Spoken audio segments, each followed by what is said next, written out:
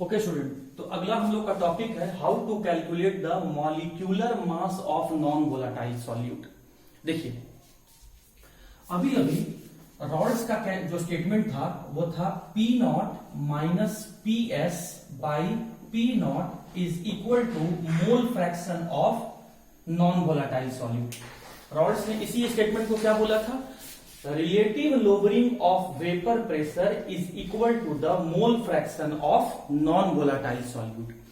मतलब नहीं बनाने वाले वेपर नहीं बनाने वाले सॉल्यूट का मोल जितना ज्यादा होगा या फिर मोल फ्रैक्शन जितना ज्यादा होगा, lowering relative lowering of vapour pressure भी उतना ही ज्यादा होगा। ये बात मैं डिराइव भी कर चुका हूं। अब देखिए, अब मुझे सॉल्यूट का मॉलिक्यूलर मास निकालना है, मॉलिक्यूलर वेट निकालना है। तो कैसे निकालेंगे स्टूडेंट? देखिए मैं इसी को सॉल्व कर रहा हूं। मोल फ्रैक्शन क्या होता है? मोल फ्रैक्शन रेशियो टर्म है। किसका? जिसका मोल फ्रैक्शन है उसका मोल बाय टोटल मोल। ये यहां पर काई क्या बता रहा है? Mole fraction. बी क्या बता रहा है? सॉल्यूट का, नॉन वोलेटाइल सॉल्यूट के बारे में बता रहा है। तो मोल फ्रैक्शन निकालना है। कैसे निकालेंगे? सॉल्यूट का मोल, सॉल्यूट का number of mole by total mole. Total mole के लिए मैंने क्या कर दिया? Na प्लस NB कर दिया। इस लेफ्ट साइड में क्या टर्म लिखा हुआ है? P not minus P S by P not. सही है स्टूडेंट? अब कहता है कि जो आपने मोल्स लिया है सॉल्यूट का वो बहुत कम लिया है। एक बर्तन में सॉल्वेंट का अमाउंट ज्यादा होता है और सॉल्यूट का अमाउंट कम होता है। तो जो सॉल्यूट का अमाउंट है वो बहुत कम है। मतलब यहां कहता है सॉल्वेंट का अमाउंट बहुत ज्यादा है as compare to the number of moles of solute. तो अगर ऐसा केस है तो यहां पर हम लोग क्या लिख सकते हैं? तो इस केस में क्या हो जाएगा? Na plus NB। जब सॉल्वेंट और सॉल्यूट के मोल्स को जोड़ेंगे तो ये अप्रोक्सीमेटली आपका जो है वो नंबर ऑफ मोल्स सॉल्वेंट के बराबर में ही आएगा। जब ये बहुत कम है, जैसे स्टूडेंट आप मान लीजिए कि 100 अगर है उसमें आप 0.000001 को ऐड करेंगे, तो हम लोग जब इन दोनों वैल्यू को ऐड करेंगे तो हम लोग क्या कर सकते हैं? ये वैल्यू अप्रोक्सीमेटली 100 के बराबर ही होगा। उसी तरीके से इसका अमाउंट, सॉल्यूट का अमाउंट बहुत कम है। तो जब इसका अमाउंट बहुत कम है तो इस कंडीशन में जब इन दोनों का हम सम करेंगे तो वो नंबर ऑफ मोल्स के सॉल्वेंट के बराबर में ही होगा।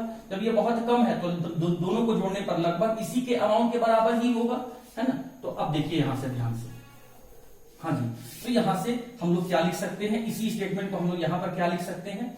P नॉट, ध्यान से देखिएगा, P not minus P S by P not equals to NB, और ये टर्म क्या हो गया?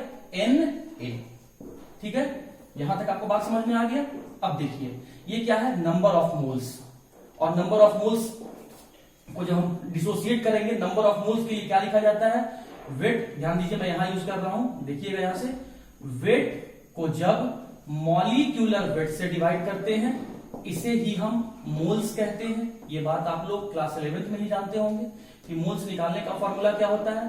दिए गए वेट को उसके मॉलिक्यूलर वेट से डिवाइड करेंगे तो ये मोल आ जाएगा। तो यहां पर स्टूडेंट मोल्स की जगह पे हम लोग वेट बाय मॉलिक्यूलर वेट लिख सकते हैं। तो देखिए यहां क्या लिखा जा रहा है? P not minus P S by P not equals to, ये NB किसके लिए है? सॉल्यूट के लिए। तो यहां क्या हो जाएगा? सॉल्यूट का वेट अपॉन सॉल्यूट का मॉलिक्यूलर वेट। न्यूमरेटर में तो यही है। अच्छा, डिनोमिनेटर में क्या है? Na, सॉल्वेंट का नंबर ऑफ मोल्स। तो यहां पर क्या लिखेंगे? यहां पर लिखेंगे सॉल्वेंट का वेट बाई सॉल्वेंट का मॉलिक्यूलर वेट। हो गया। मोल्स के लिए ये लिखा जाता है। इसी मोल्स को मैंने डिसोसिएट करके इस टर्म में लिख दिया। अब देखो स्टूडेंट, अब मैं उसे ही आगे बढ़ाने जा रहा हूं। जब इस टर्म को हम लोग सॉल्व करेंगे तो इसको फिर कैसे अरेंज करके लिख सकते हैं? इसको लिखा जा सकता है P not minus P S by P not equals to WB by MB into W। ये आपका नीचे यहां पर सॉल्वेंट था तो यहां सॉल्वेंट के लिए यहां हो जाएगा आपका WA और यहां पे हो जाएगा MA। सही है, देख लीजिए, ऊपर वाला टर्म सॉल्यूट के लिए था, नीचे वाला टर्म सॉल्वेंट के लिए था। सॉल्यूट के लिए था इसीलिए बी लिखा गया है, इसलिए ऊपर में बी टर्म है, नीचे वाले में ए टर्म है, इसीलिए ए लिखा गया। चलिए अब इसको सॉल्व करेंगे, कैसे आएगा, W B by M B into M A by W A.